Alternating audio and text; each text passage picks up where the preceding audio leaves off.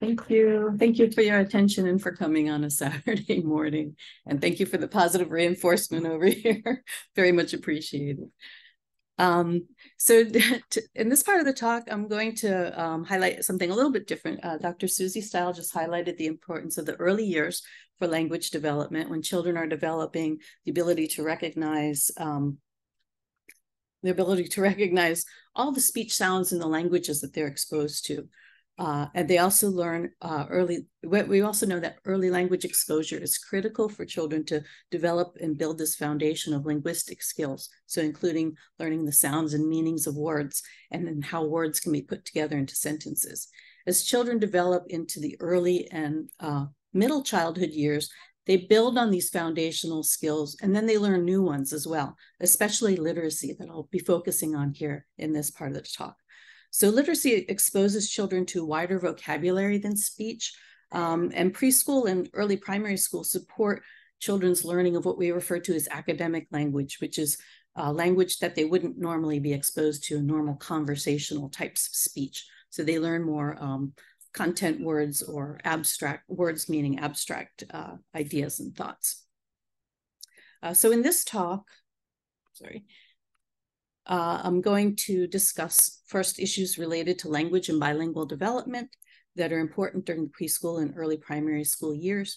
And these include home language exposure and its relation to bilingualism and bilingual development. And then we'll discuss some skills for literacy and reading development. So first, we do highlight the diversity of individual language profiles for Singaporeans. And Suzy mentioned some of this and showed us some interesting data, and I have a few other graphs to highlight this, but from census data, we see that there's differences, and from our own research, we know that there are differences in the individual profiles of families and individuals. So to capture some of this diversity in our research studies, there are different ways that we can collect information regarding these language profiles. And Suzy went through a few examples, such as we can use surveys where parents contribute in an important way to our research by answering a lot of these long questionnaires and surveys, which ask questions about the history of language use in the family, children's exposure to various languages with the family, and how languages are used in different contexts. In some of our other research, we work with children who are in school age, either kindergarten or early primary school grades. And here we also assess children more directly in terms of their ability to tell the difference between sounds or their memory for sounds or about their word knowledge through tasks like spoken vocabulary or reading tasks. And then through neuroimaging methods, we can also learn about brain networks for reading. That's right, which tells us if there are different ways that reading skills are applied to different languages, and this research will be elaborated more in the next talk by Professor Annabelle Chian. So just to give a quick review, I know we've seen some of these types of graphs before, but the question about how bilingual are Singaporeans is addressed in some of the ongoing census data. And then, as Suzy had pointed out, we do see that there's changes in home language use with more English dominance more recently. English is the preferred primary home language, with mother tongue languages falling behind. But as she also pointed out, we do see that most individuals, when asked if there's a second language that's used in the home, most individuals do report that there is another language used in the home. So when we look at literacy, same types of census questionnaire, but asking in this case about individuals' literacy, we see that on the left side, there's a high rate of literacy across Singaporeans, which is very good, of course, but there's also a high rate of bilingual literacy. So this has even become a higher rate in more recent years, where about 3/4 of people report that they can read in more than one language. So this is also very indicative that many people do experience and use bilingual skills. Okay, so these numbers from the census are good in informing us about Singapore generally, but they don't tell the whole story. Because as mentioned, there can be different forms of bilingualism. There's not just bilingual versus monolingual individuals, but there's different types of bilinguals. In some cases, children might be exposed to both English and mother tongue from birth, sometimes referred to as simultaneous bilingualism. In other cases, some children might not learn the other language, such as a mother tongue, until they enter school when they're after 5 years of age. Sometimes that's referred to as sequential bilingualism. Many individuals are also dominant in one language, while some are highly proficient in both. Also, bilinguals differ in how they use their languages, and that some might switch often between languages that they use, for example, in the home, whereas others might use mainly one language in one context, such as when they're at work, and they don't switch so much. So language learning is considered also to be also different in the early years. So before 5 years of age, it's more similar to first language learning versus learning a language later on. So it is good and important to start early with exposing children to another language. Some activities that have been shown to benefit language learning include shared book reading and also games that can be engaging for children. So in a kindergarten study that we ran in Singapore, we found that of the home activities that parents do with their children, shared reading and also children's interest in literacy contributed most to those children's literacy outcomes. Also, we found that shared book reading had positive effects for children's English reading later on, as well as shared book reading in Chinese and Tamil had positive effects for children's mother tongue reading later on. And importantly, when children were doing shared reading in English, this didn't tend to hinder their mother tongue skills. It's also important to emphasize children's participation in these activities. So focus of shared reading on interaction and meaning making is important, where the adult reads with and not just to the child.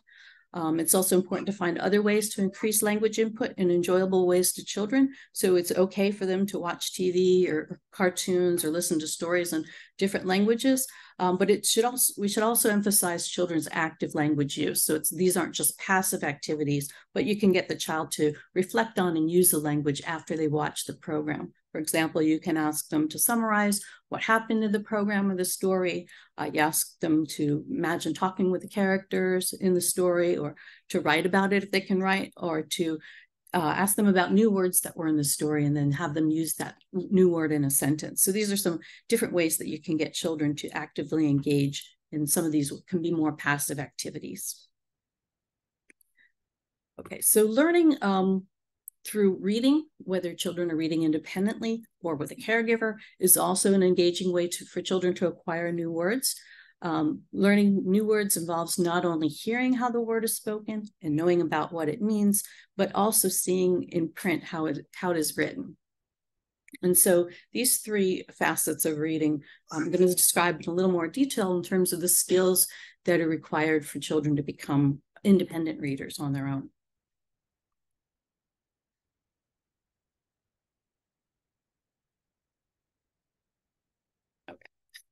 So hearing words involves what's referred to as phonological awareness.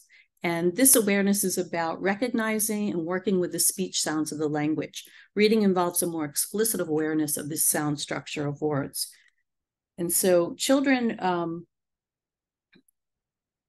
develop these skills, phonological skills, over time in a more sophisticated awareness of smaller units of sound.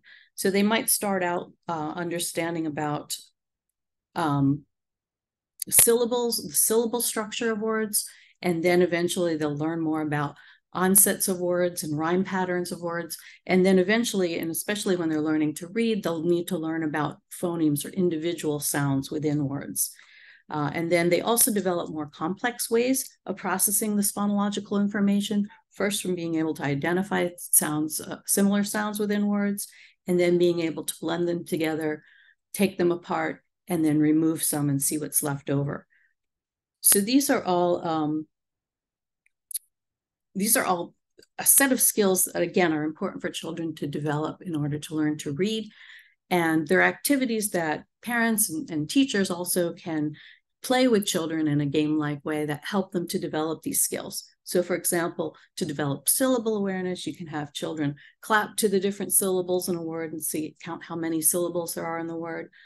You can also have them work on their onset or rhyme awareness by having them match pictures of words that rhyme, or reading storybooks with a lot of rhymes. So Dr. Seuss is a very good source for this. For phonemic awareness, it's good for children to make the different speech sounds explicit by using manipulatives. So having children work with tokens or counters so they can count the number of phonemes in a word, or matching items according to similar speech sounds at the beginning or the end of words can also help to develop this. So I'll just give a few examples and maybe you can all play along just to see how this might work. So for this, okay. So for this one, we're gonna try to count the syllables for each word up here. So if we start with the first word, how many syllables do we hear in the word cats? One. Okay, one, we have one. So if we were clapping this, we would say cats, right? Okay, let's try the second one. How about capital? Can we clap it out? Capital. How many do we have? 3. Very good. Okay, y'all very good at this. How about the word shirt? Okay, shirt, 1. So these, again, are fun ways that children can engage. And sometimes it's also hard for us parents to know what the correct answer is. One trick to learn is each syllable tends to have a vowel sound or will have a vowel sound. So you can kind of check yourself to make sure you have the right answer. If we think about the next level of phonological awareness that develops a little bit later, we can have children do activities where, again, they can count phonemes, so individual speech sounds. So here, if we think about the first word, thrill, how many sounds, individual sounds, are there in the word thrill? You can use your fingers. So we have th, il, and l. So we have 4 speech sounds. This is difficult because as readers, we know that there might be more than one letter for each sound. So how about the word ring? How many sounds do we have in ring? 3. I think I heard 3. Very good, 3. And then the others? Shook and does. Shook has...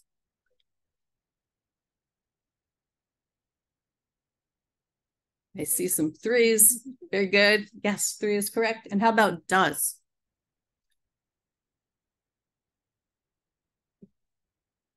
Also 3. Okay, very good. We have some very good participants in the audience. Good job. Sometimes it helps to close your eyes because I think this, as this shows, each word might have many more letters than the number of phonemes, right? So this is what makes reading, particularly in English or some languages, difficult. So we can do a series of these types of activities. We can also have children match phonemes. So which word has the same sh sound as in push?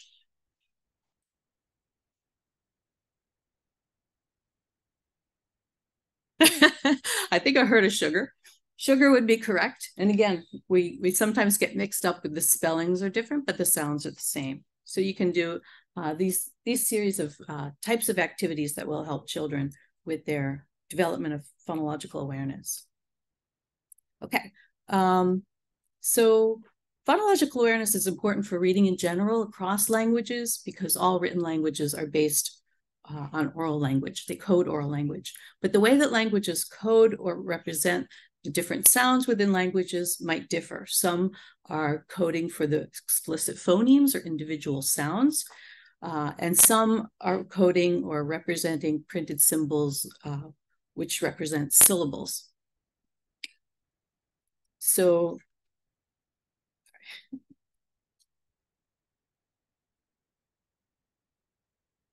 got it.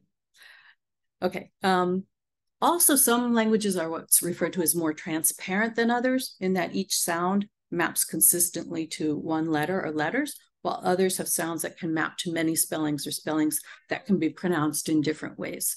So for example, in Malay, also in Tamil, you have a pretty transparent mapping of the sounds within words that are spelled the same, whereas in English, which is a less transparent language, we see that you can have words that look the same, but they sound very different. So though and cough are pronounced very differently. When we read these so-called irregular words like though and cough, it's held that we use different cognitive processes or different thought processes for reading these types of words. So this is referred to as the direct or lexical route of reading, And this is contrasted with the indirect or sublexical root. And I'll give you some examples of what these look like. So for the indirect root, or I'm sorry, the direct root or the lexical root, this is where we map whole words or syllables to print instead of individual letters or individual sounds corresponding to a letter.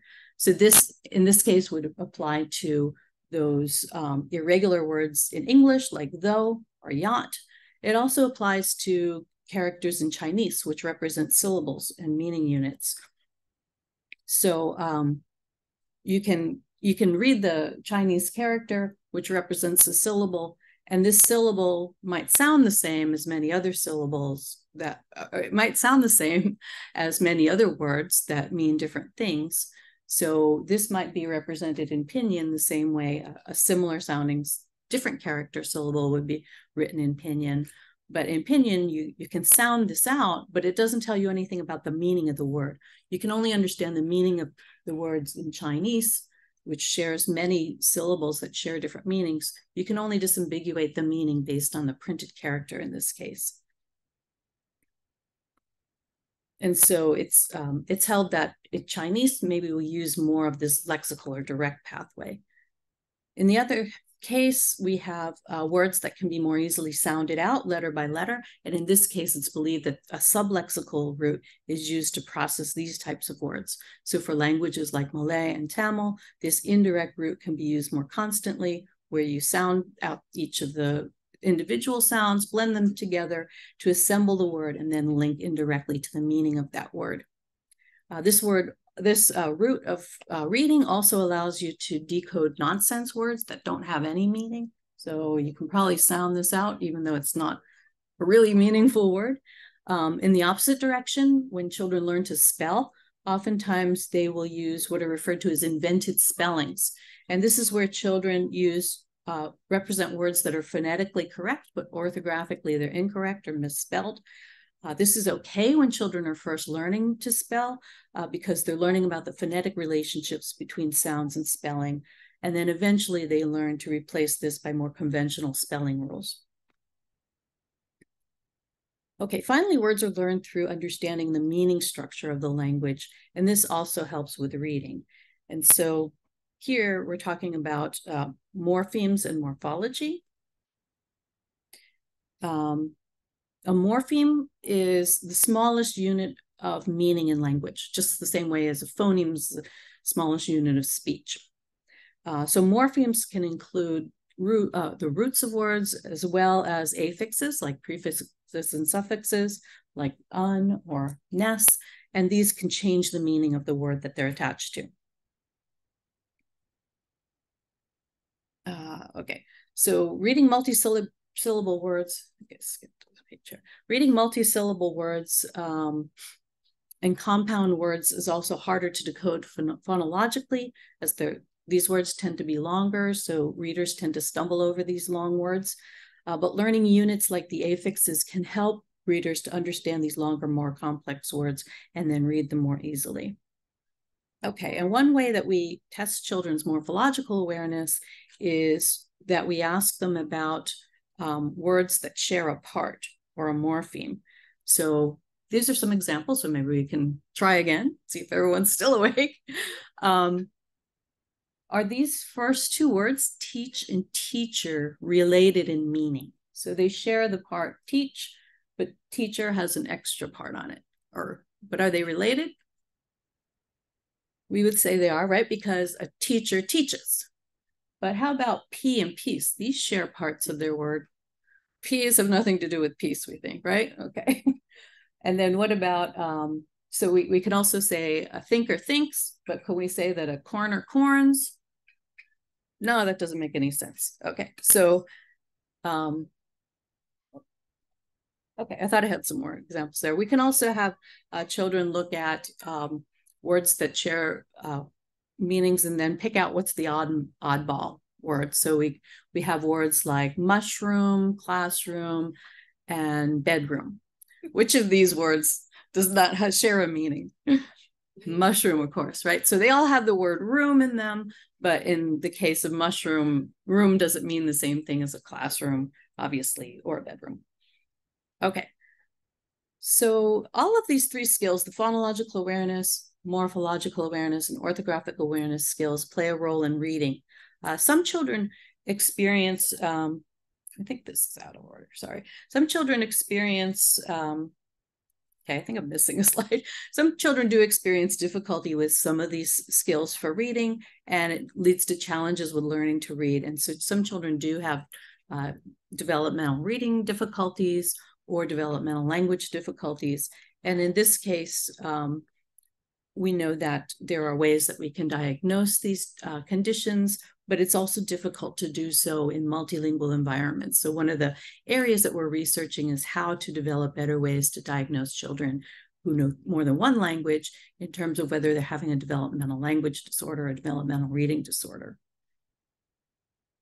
Okay, and I think, okay, so I'm almost done. So thank you for journeying through all of these different terms with me. Again, these are important skills that need to be in place for reading, and they apply differently to different languages. So depending on which language or script the child's learning, they may need to emphasize more on the meaning side with morphological awareness, or more on the sound-based side with phonological awareness. But overall, it's important to get children to read more, because the more children read and get practice, the better readers they become. The more words they learn, the more language they're exposed to through the books that they read. So getting children to read is sometimes difficult in that you have to choose a book that's appropriate for the child, that's engaging enough for them, or the content is engaging for them, but also it's not too challenging for them in that they don't know enough of the words. So here we can offer a tip. An example that we have in one of our reading blogs is what's referred to as the 5-finger rule. And here is where you can choose a book, have the child read the first page or two. If they don't know a word, you put up 1 finger. If they know if they don't know 2 or 3 words, you put up 2 or 3 fingers, and then 5 fingers go up if they have problems with more than 4 words. So in this case, you would want to choose a book that's a little bit simpler. So this is one way to think about how do I select books for my child to read. Also, the National Library is a very good resource. They have librarians who can help with selecting books for your child at their particular proficiency level and reading level. So you can go online and look for help in that way for both English and mother tongue languages. They also have some activities that you can participate in through the library system as well. Okay, so I'm going to end here. These are just some resources that will be available, I think, through the slides for you to look into more. Okay, thank you very much.